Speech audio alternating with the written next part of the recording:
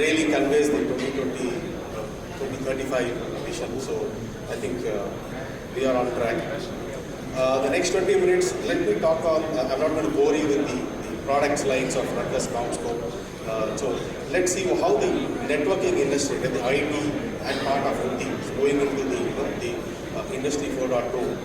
So what are the top trends which we are following for this year and kind of next year, and what we will be seeing in the next 2-3 years for that. So first thing is, right, so networks are becoming more predictable. They no longer, the kind of what's going to happen on the wireless side, on the switching, routing, security. So more predictable networks on the offering for the next decade or so. Unified policy management, that's again trend for multiple RAN layers, right? Then of course the buzzwords you have been hearing, AI and ML, which will be part of every of the system IT which is there. And the another buzzword which probably you have been hearing is 5G private networks. A couple of slides on that.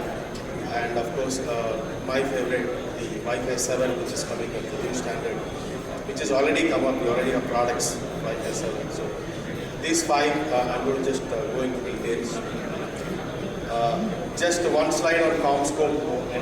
What are we? So we are a global network OEM, and a lot of top industry brands from cabling to antennas to set-top boxes, multiplexers, and routing and switching and Wi-Fi is part of our portfolio. More on that in our stall. You can always walk in and just skip this slide. Yeah. So the first thing, right? Predictable performance. So predictable performance of next generation network. So very kind of interesting slide where you see I mapped in the latencies and the bandwidth requirements of multiple industries, of course, including all of us which have been hearing from morning. So if you see, obviously the latency is reducing, the requirement for latency and the bandwidth, the requirement hungry bandwidth hungry application sets is going on. So what we see in the future is Wi-Fi 6E, which is the 6 GHz Wi-Fi, Wi-Fi 7, and 5G. These three will be kind of an integrated IT-OT solution for this. Sometimes we see in less than 1 millisecond latencies, which is there, especially in manufacturing and hospitality and in healthcare. So this is one thing which we see going ahead. No more the low bandwidth or the low latency networks. The other thing which the whole industry is doing is moving from best efforts to deterministic. So this is again very interesting thing. So we want, once we go from IT, the shift from IT to OT is very important because OT is mission critical. IT was pure bandwidth delivery or internet delivery, right? So it was not really a mission critical, except probably for the enterprise business. For the IT, yes. For the industry and manufacturing, OT was the mission critical one. And when we go into OT, the networks needs to be deterministic. So this is where the entire industry is going. Right from Wi-Fi, wireless, routing, switching, security, as I said, to the cloud. So we are giving a deterministic touch to the entire network. So it's like network efficiency and capacity and time-sensitive networks. Time-sensitive networks very, very important for the manufacturing. Of course, high reliability and low latency. So how do you achieve that is, again, a mix of 5G, Wi-Fi 7, and beyond 100, 400 gig backhaul on the network. Another trend which is catching up or already there and which is required is unified policy management for the entire IT and OT.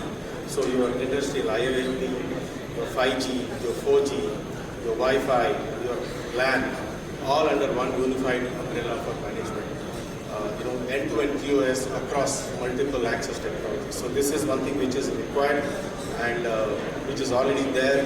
Many of the networks are fast catching up across. So this is what it is. So as you can see, Wi-Fi, wired, 5G, of course 4G and 5G, IoT, including IIoT, SD-WAN, all of them under one umbrella. So it's kind of an end-to-end policy control and data storage. So we move from 5G to 4G to the local IT and back. So basically the same QoS applies end-to-end. The other thing is something which for the last 2 years we have lived, most of the network OEMs, AI and network automation. So this is no longer the reporting tools which you have in the networks or the business intelligence. This is more of a predictive analysis of the network and self-correction, and self-automated network. So again, AI plays a big role. We have not sold a network without AI in the back end or in the cloud probably in the last 18 months. So this will continue. I think ML is part of AI, right? So the machine learning language. So to that. All right. So what we say is AI and ML is a must for complex networks, and it's also the network intelligence is not optional. So it is required. So it is no longer a good to have feature, right? You don't have an AI ML cloud-based tool. Your network is not good to go. So you don't do anything, any troubleshooting without that. Of course, a lot of benefits of AI ML. I think the most kind of one which I like is the mean time to resolution is around 67%. That's a global parameter. Next, another trend, 4 out of 5 here, 5 trends I speak, is 5G network. So what are private or what are 5G networks? Right? So I mean, it's the word says it's very simple. It's isolated networks, right? Isolated 5G. So they're not part of the telco networks, 4G, 5G. So you have your own private 4G or 5G. Very important for manufacturing, mining, public utilities, where the Wi-Fi reach and the deterministic nature is solved, right? The limitations of that is solved by 5G. So as it says, right, so a private network can be isolated from the others, and of course it's a neutral host where multiple companies can share the same 5G network. One good thing is we do have some 5G which was kind of auctioned last year, probably more down the line, and the telcos are also kind of talking to the private 5G public utility companies. So we also seen 5G being rolled out for the public network, which is for the personal broadband access, which will follow the private networks and follow soon. Again, the big bet for the networking OEMs on the IoT integration is 5G. So yeah, use cases, typical, where the early adopters would be large public venues, public utility companies, and of course manufacturing and warehouses. The market update is most of the OEMs already launched private 5G. It's just that some of them are waiting for the spectrum. In some countries, the spectrum is already available. So somebody wants to do a beta, the networks are there to test it, but we just wait for the spectrum to be utilized. We do have our own 5G apart from the Wi-Fi, which Rutgers is quite famous. So we have the CBR as option, we have the 4G, we have the 5G access points or eco-sensors, including the packet core 4G and 5G packet core on the cloud, which is your own private core for the industries. We call it the one cell platform. Come to our store and get some brochures on that.